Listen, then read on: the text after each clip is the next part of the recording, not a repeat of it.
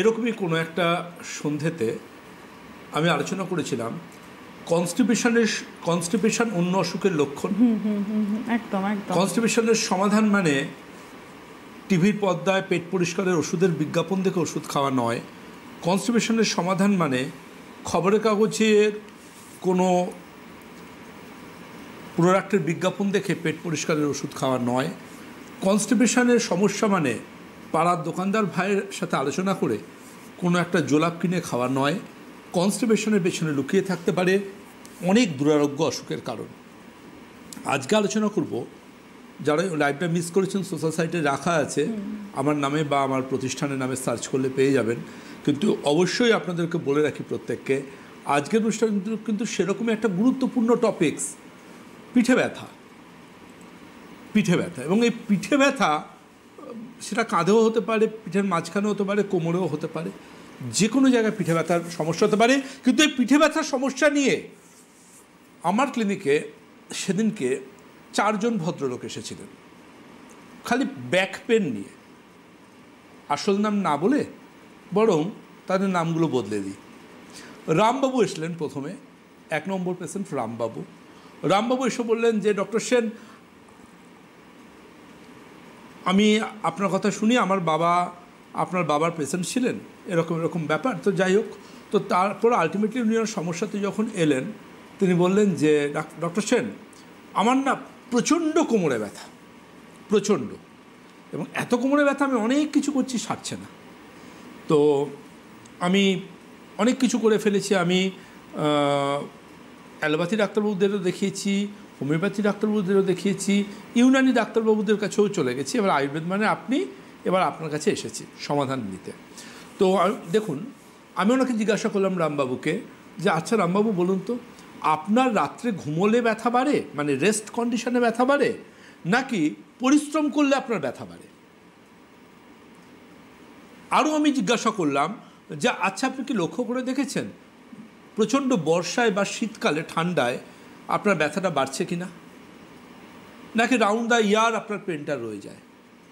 এটাও জিজ্ঞাসা করলাম যে ব্যথার সাথে কখনো জ্বর জ্বালা অনুভব করেছেন, ব্যথার সাথে জ্বর আসছে? আবার এটাও জিজ্ঞাসা করলাম ওনাকে যে আচ্ছা আপনার যে কোমরের যে ব্যথাটা হচ্ছে, এই কোমরের ব্যথাটা কি পায়ের পেছন দিক দিয়ে বা পাশ দিয়ে নিচের দিকে নামে, নাকি আপনার কাঁধের যে ব্যথাটা হচ্ছে সেই ব্যথাটাও হাতের পেছন দিক দিয়ে নিচের দিকে নামছে বা পাশ দিয়ে নিচের দিকে নামছে? আমি এটাও জিজ্ঞাসা করলাম যে আপনার বসা থেকে উঠে দাঁড়িয়ে হাঁটতে শুরু করার সময় কি একটু স্টিফনেস লাগে? আমি এটাও জিজ্ঞাসা করলাম যে আপনি লক্ষ্য করে দেখেছেন যে আপনার হাঁটার ফুটস্টেপটা ছোট হয়ে যাচ্ছে, আগের মতো লম্বা লম্বা পা ফেলে আপনি হাঁটতে পারছেন না, এখন হাঁটলে যেন কোথায় মনে পড়ে সেই ছোটোবেলার অন্নপ্রাশনের পরের হাঁটাগুলো, হাঁটি হাঁটি পাপার মতো করে হাঁটা, যেখানে কনফিডেন্সের অভাব, টলমটল করে একটু হাঁটা। এটা তো গেল রামবাবুর কথা। রমলা দেবী এসেছিলেন, তিনি বলছেন কোমরে ব্যথা, এটা সেটা ওটা পরীক্ষা করে দেখলাম যে না, কোথাও সেরকম কোনো সমস্যা নেই। এবার রমলা দেবীর কেস হিস্ট্রি নিয়ে দেখলাম যে উনি ওয়ান্স আপন এ টাইম ওনার অ্যাবর্শন করিয়েছিলেন উনি, বা মিসক্যারেজ হয়েছিল, সেখানে একদম একটা অ্যাভারেজ জায়গায় করিয়েছেন, সেখানে ওনার কিন্তু এমব্রায়োর কিছু পার্ট হয়তো রয়ে গেছিলো, যেটা ফরেন বডি হিসেবে ট্রিট হয়েছে, এবং ওখানে একটা পেলভিক ইনফ্ল্যামেটরি ডিজিজ হয়েছে, যেটা ইউএসজি করে ধরা পড়ে গেল আলট্রাসোনোগ্রাফি করে। এবং ওই পিআইডি বা পেলভিক ইনফ্ল্যামেটরি ডিজিজের জন্য কিন্তু দেখবেন অনেক মহিলাদের লিউকোরিয়ার সমস্যা হয় উইথ ফাউল স্মেল। থার্মোমিটারে জল আসছে না, কিন্তু জ্বর জ্বর জ্বর জ্বর জ্বর জ্বর একটা ভাব, আচ্ছা, ইভিনিংয়ের দিকে। আবার একজন ভদ্রলোক এসেছিলেন যার কোমরে অসহ্য ব্যথা, যদুবাবু। তো যদুবাবু এসে বললেন কি যে দাদাভাই, কেউ দাদাভাই বলেন, কেউ ডক্টর সেন বলেন, যিনি যেটাতে কমফোর্টেবল, দাদাভাই আমার কিন্তু সমস্যাটা যেটা, তিনি সিনিয়র সিটিজেন, পিতৃতুল্য মানুষ, তিনি বলেন আমার যে সমস্যাটা সেটা কিন্তু আমি অনেক এক্সরে করে দেখেছি, আমার স্পাইনে কোনো সমস্যা নেই, কিন্তু আমার কোমরে ব্যথা। কোথায় দেখলাম এবার কেন কোমরে ব্যথা? এবার কোমরে ব্যথারও কিন্তু অনেক কারণ হতে পারে, অনেক কারণ। সেক্ষেত্রে আমি ওনার প্রস্টেট আলট্রাসোনোগ্রাফি করতে দিলাম, দেখি প্রস্টেট এনলার্জড হয়ে আছে, এবং তখন ওনাকে কিন্তু আমি পিএসএ করতে দিলাম, দেখলাম মারাত্মক হাই। তখন প্রস্টেটের এফএনএসি করতে দিলাম বা বায়োপসি, দেখলাম ফার্স্ট স্টেজ অফ কার্সিনোমা। তখন আমি ওনাকে অঙ্কোলজিস্টের কাছে ইমিডিয়েটলি রেফার করলাম।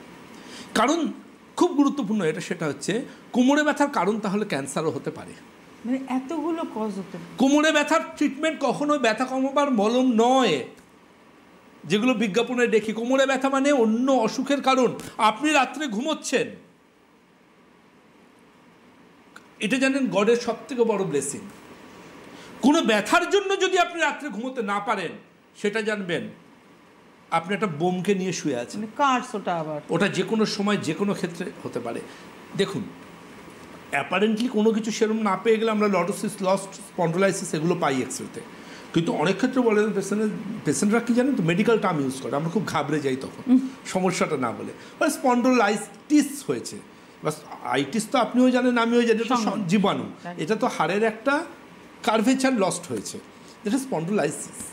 এবং সবচেয়ে গুরুত্বপূর্ণ যেটা, সেটা হচ্ছে যে এই ক্ষেত্রে পেশেন্টদের ক্ষেত্রে কিন্তু সবথেকে অন্যতম যেটা বেশি পাওয়া যায় বা যেটাকে আমরা সবথেকে গুরুত্বপূর্ণ মনে করি, যে যদি ক্যান্সার এসে থাকে সেক্ষেত্রে পেট সিটি করতেই হবে, দেখতে হবে যে ওই প্রস্টেট থেকে ওই কার্সিনোজেনিক সেলগুলো অন্য কোনো জায়গায় ছড়িয়ে গেছে কিনা, মেটাস্টেসিস হচ্ছে কিনা, এটা দেখাটা ভীষণ প্রয়োজন। আবারও দেখা যাচ্ছে সন্ধ্যেবেলা ঘুষঘুষে জ্বর হচ্ছে এবং তার সাথে কোমরে ব্যথা। এটা কিন্তু অন্যতম একটা কারণ হতে পারে স্পাইনের টিউবারকুলোসিসের। আবারও বলবো, কোমরে ব্যথা মানেই কিন্তু ব্যথা কমাবার মলম মালিশ করা নয়। আমি আমার পেশেন্টদের পঞ্চকর্ম খুব কম ব্যবহার করতে বলি, ভীষণ কম। মানে 1000টা পেশেন্টের মধ্যে আমি একজনকে বলি কিনা সন্দেহ, আমার ক্লিনিকের পেশেন্টরা জানেন। কারণ আজকে আয়ুর্বেদ চিকিৎসা বিজ্ঞানে যে পঞ্চকর্মের উল্লেখ আছে, সেই পঞ্চকর্ম আমরা দিতে পারবো না, তার ফলে রেজাল্টও হবে না, মানুষ নাজেহাল হয়ে যাবেন। এসে আমি মনে করি যে আমাদের বনৌষধির হাত ধরেই আমরা ট্রিটমেন্টটা করবো। নেক্সট